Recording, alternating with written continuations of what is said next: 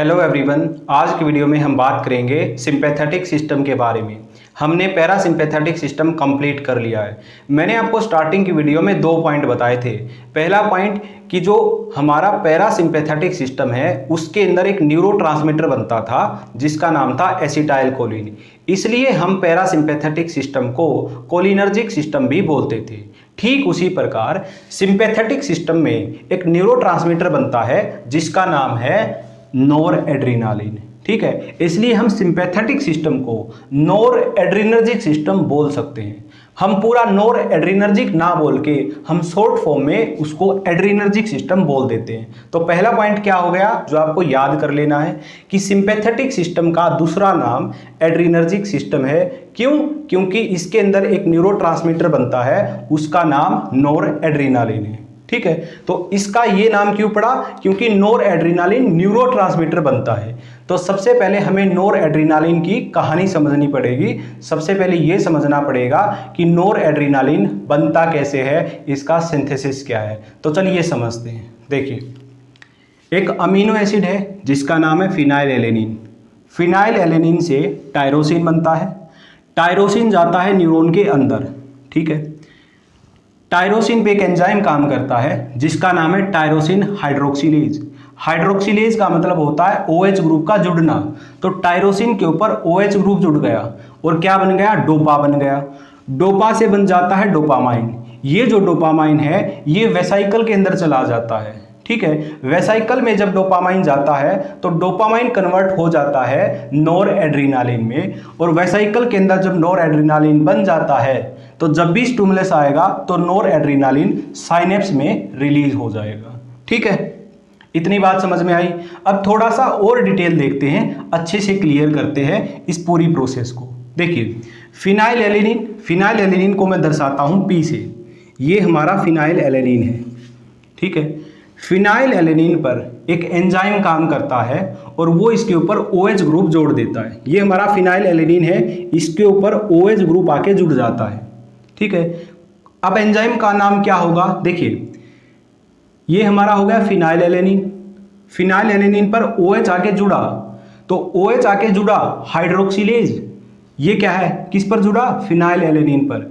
तो phenyl alanine पर एक एंजाइम ने काम किया जिसका नाम था फिनाइल एलेनिन हाइड्रोक्सिलेज, यानी कि वो एंजाइम जो फिनाइल एलेनिन पर हाइड्रोक्सिलेज यानी कि OH ग्रुप को जोड़ देगा।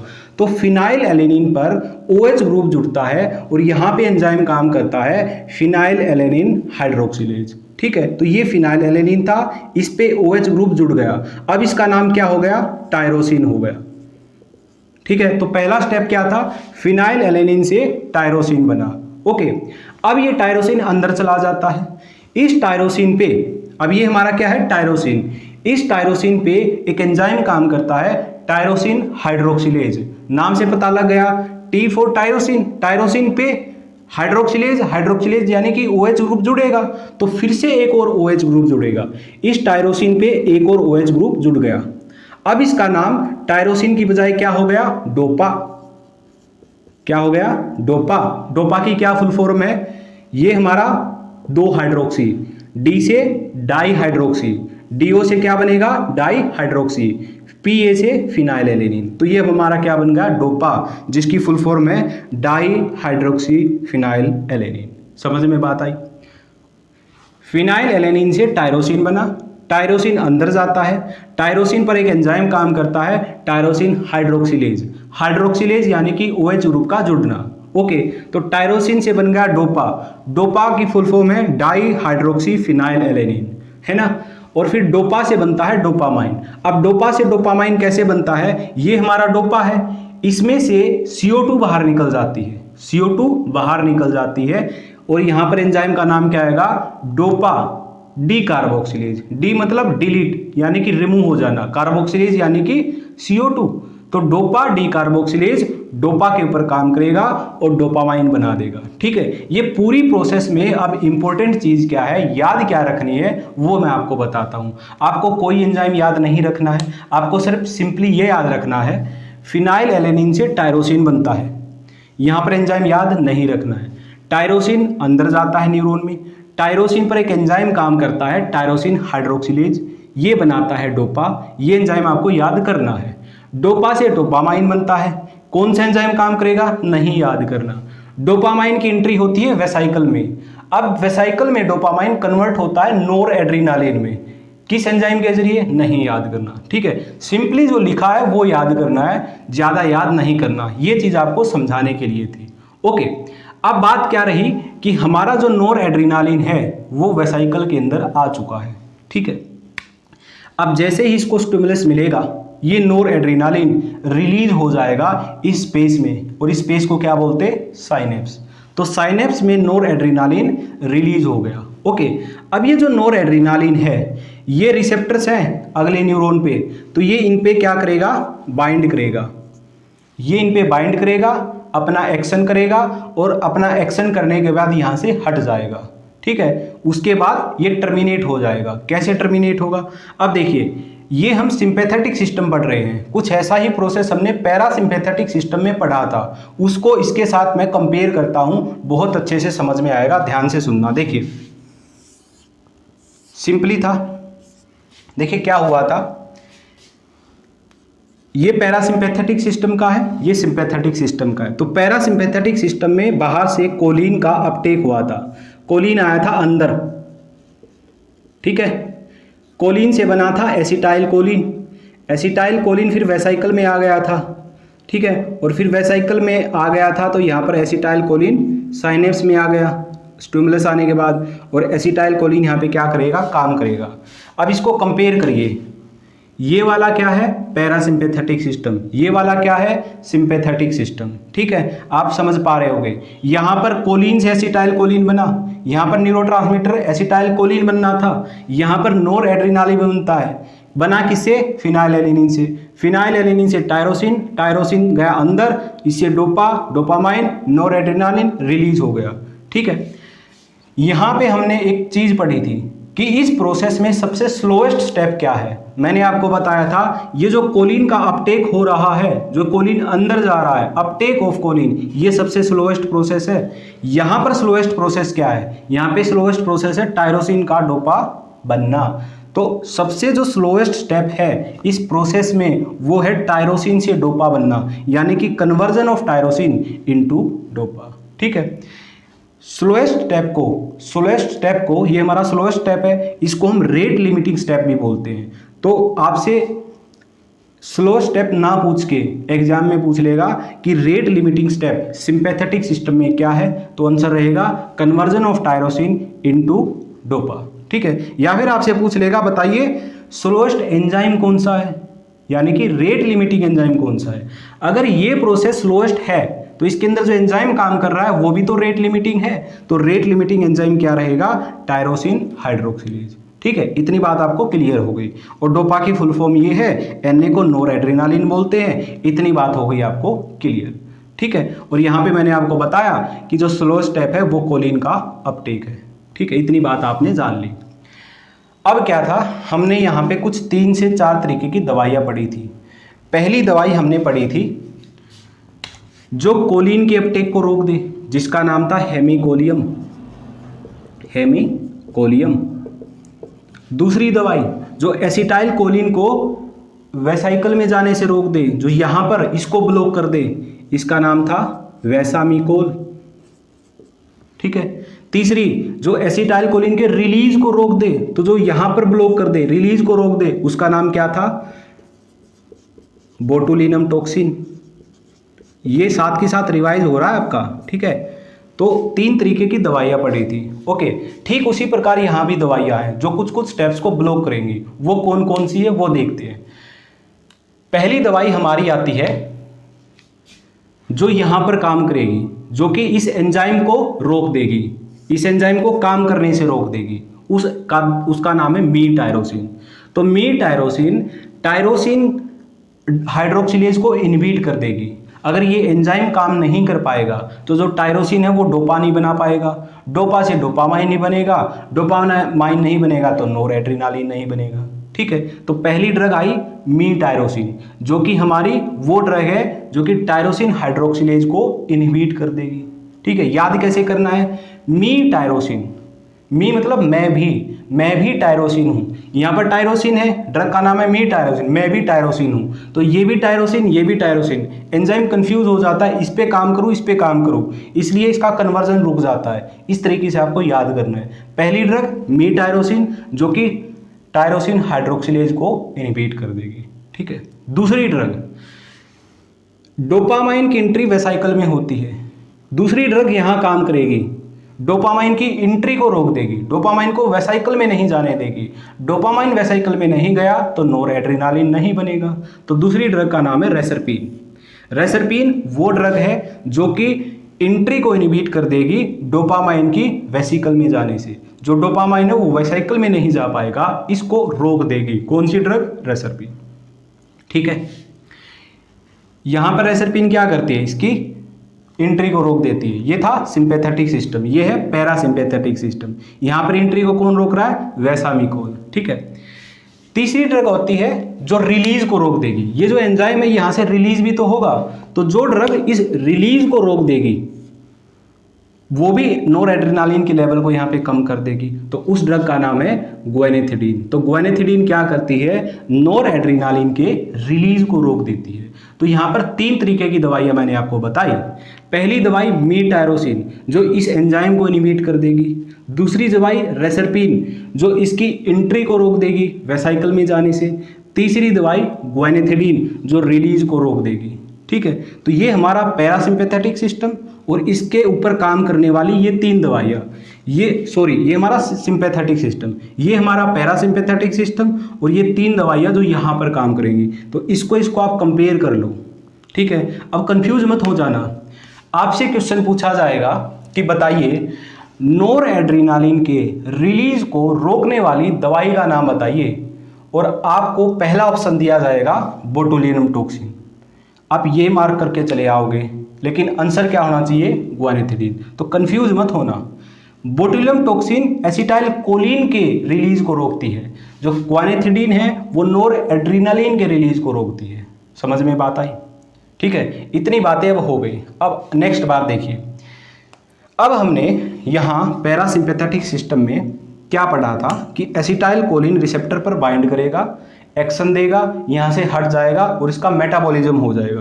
तो एसिटाइल कोलिन का क्या हो गया? मेटाबॉलिज्म हो गया, ये टर्मिनेट हो गया, ठीक है।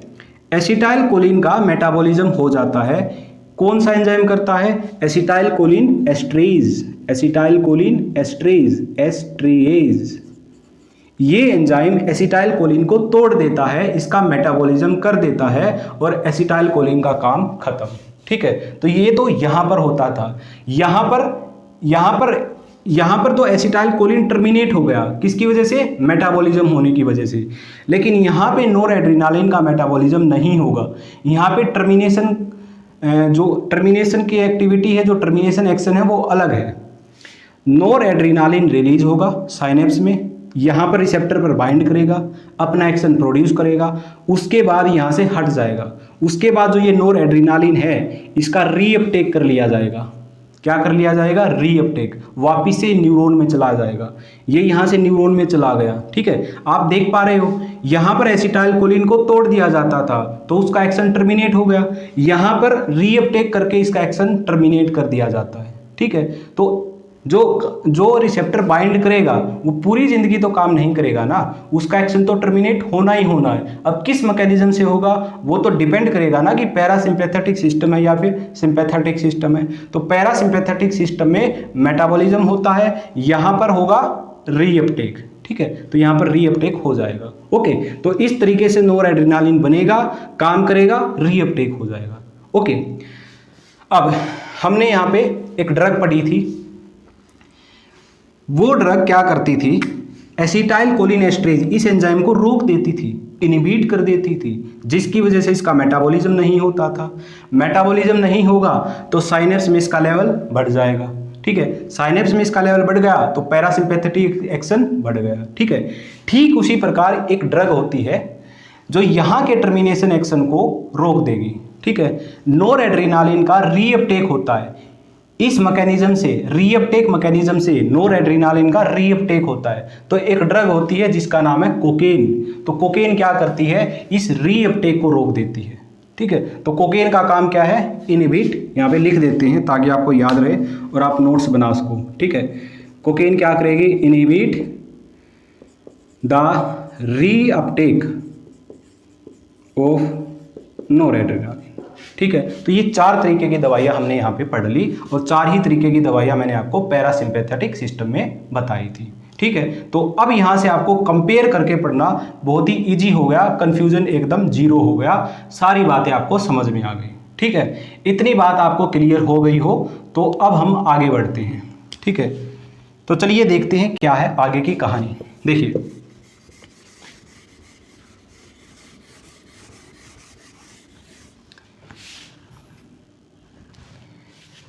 एक बहुत इंपॉर्टेंट बात के बारे में डिस्कस करते हैं। हुआ क्या, हमारी ये ड्रग है रेसरपिन। रेसरपिन का काम है डोपामाइन को वेसाइकल में ना जाने देना, इसकी एंट्री को रोक देना। ठीक है, रेसरपिन का इस्तेमाल किया जाता था, लिख देता हूं मैं यहाँ पे, ये जो रेसरपिन है इसका इस्तेमाल किया जाता था बीपी को कम करने के लिए, यानी कि हाइपरटेंशन में इसका इस्तेमाल किया जाता था। ठीक है, अब ये ड्रग शुरू में डेवलप की गई, इसका इस्तेमाल किया गया हाइपरटेंशन के अंदर। ठीक है, लेकिन ये देखा गया कि जिस भी पेशेंट को ये ड्रग दी गई थी उनमें से जो मोस्टली पेशेंट्स हैं वो सुसाइड करना स्टार्ट कर दिए। ये ड्रग लेने के बाद सुसाइड करना स्टार्ट कर दिए। पता लगाया गया कि इसका रीजन क्या है, इसका रीजन क्या मिला, उस पर बात करते हैं। देखिए हुआ क्या, थोड़ा सा यहाँ पे अगेन मैं आपको ये चित्र बना के दिखाता हूँ। देखिए ध्यान से समझेंगे पूरी बात को, केवल इस पोर्शन को हम लेते हैं। ये हमारा क्या है, डोपामाइन। ओके, ये हमारा क्या है, वेसिकल। डोपामाइन की एंट्री होनी है, डोपामाइन इंटर करेगा वेसाइकल में। इंटर करने के लिए गेट लगा हुआ होता है, यहाँ पे क्या लगा हुआ होता है, गेट, जिसको बोलते हैं ट्रांसपोर्टर। इस गेट का नाम क्या है, इसका नाम है वीमेट, वीमेट 2 इस गेट का नाम है। इस गेट के जरिए जो डोपामाइन है उसकी एंट्री होनी है। तो यहाँ से इसकी एंट्री हुई और एंट्री होने के बाद डोपामाइन इंटर हो गया, उसके बाद ये कन्वर्ट हो गया नोरएड्रेनालिन में। ठीक है, इतनी बात क्लियर हो गई। ओके, ये जो गेट है, ये जो ट्रांसपोर्टर है, इसका नाम है वीमेट। वीमेट की क्या फुल फॉर्म है, वीमेट की फुल फॉर्म है वेसिकुलर मोनोमीन ट्रांसपोर्टर। तो नाम से आपको समझ में आ रहा है कि ये जो ट्रांसपोर्टर है ये मोनोअमीन्स को अंदर जाने देगा। ये केवल मोनोअमीन्स के लिए है, ये स्पेसिफिक है, नॉन स्पेसिफिक नहीं है कि कोई भी एंटर कर जाएगा इस गेट के जरिए। नहीं, ये जो गेट है, ये जो ट्रांसपोर्टर है, ये मोनोअमीन्स को ही अंदर जाने देगा। मोनोअमीन्स इसके जरिए एंटर कर सकेंगे। और डोपामाइन क्या है, एक मोनोअमीन है। सेरोटोनिन, डोपामाइन ये क्या है, ये मोनोअमीन्स है। These are the monoamines. तो ये इस गेट के जरिए एंटर कर सकते हैं। अगर डोपामाइन इस गेट के जरिए एंटर कर सकता है तो सेरोटोनिन भी कर सकता है। क्यों? क्योंकि ये मोनोअमीन है। ठीक है, अगर हमने रेसरपिन दी, रेसरपिन देने के बाद इस ड्रग ने क्या किया, रेसरपिन ने इस गेट को ब्लॉक कर दिया, इस वीमेट को, इसको ट्रांसपोर्टर को इनहिबिट कर दिया। अगर ये गेट बंद हो गया रेसरपिन की वजह से तो डोपामाइन अंदर नहीं जा पाएगा, अंदर नहीं जा पाएगा तो नोरएड्रेनालिन नहीं बनेगा। ये तो बात ठीक है, लेकिन ये जो डोपामाइन ये क्या, मोनोमीन तो और भी है, मोनोमीन तो ये सेरोटोनिन भी है। अगर डोपामाइन अंदर नहीं जा पाएगा तो सेरोटोनिन भी तो नहीं जा पाएगा, क्योंकि इसका भी तो दरवाजा यही है, इसके जरिए भी तो ये भी अंदर जाएगा।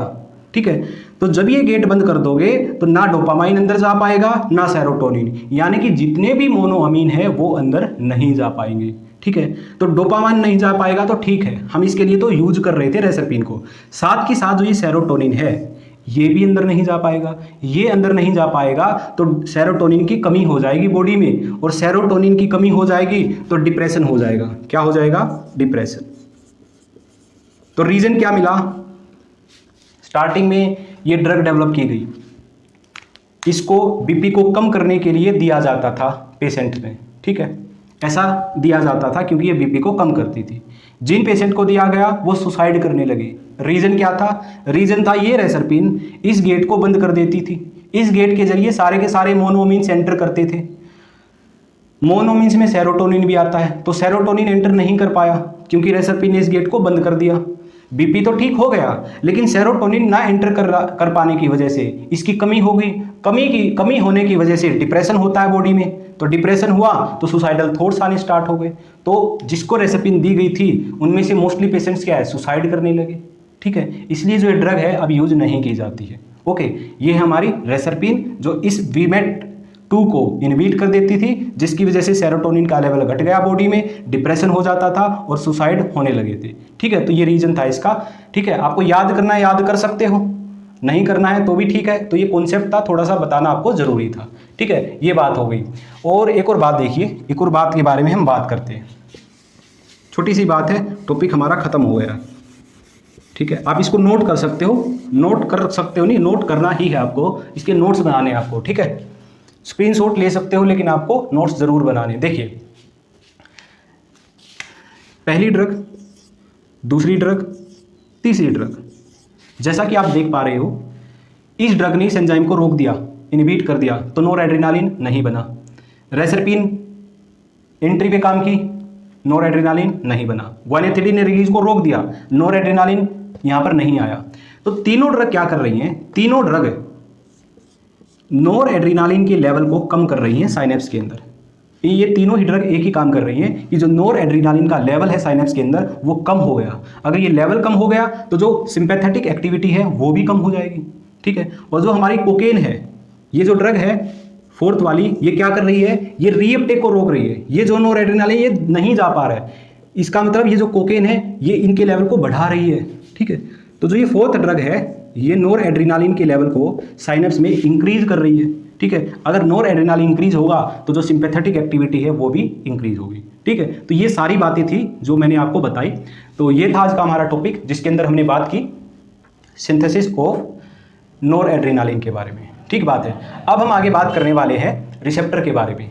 अब जो ये नोरएड्रेनालिन है ये रिसेप्टर पे काम करेगी आगे जाके, तो अब हमें समझना पड़ेगा कि रिसेप्टर्स कौन कौन से हैं। जैसे हमने पैरासिम्पैथेटिक सिस्टम में समझा था, एक होगा हमारा निकोटिनिक, एक होगा हमारा मस्करिनिक। जो मस्करिनिक है वो M1 होता है, M2, M3, और ये कहाँ कहाँ प्रेजेंट होते हैं। तो ये सारी बातें हमने पैरासिम्पैथेटिक में पढ़ी थी।